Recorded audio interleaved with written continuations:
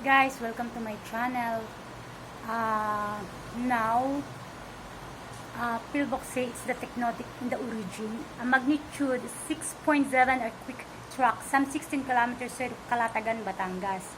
Of the Saturday morning, this day, July 24.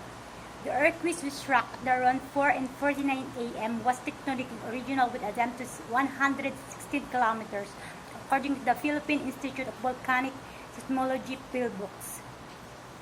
Earthquakes information number 1. Date of time, 24 July 21, 4:49 a.m. Kanina, magnitude 6.7, deep 116 kilometers, location 13.69 and 120.61 E, 016 KMS09 watch of Calatagan, Batangas.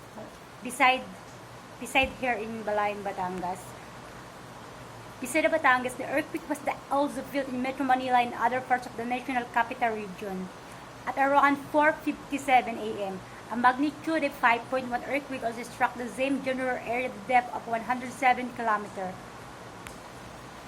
Two additional aftershock were felt in 5 a.m., a magnitude 2.7 aftershock according to 5:04 a.m., while a magnitude 2.5 aftershock according to the 5:16 a.m. This is the news of the earthquake in the Philippines. All people here, please keep safe and keep ready. Bye-bye.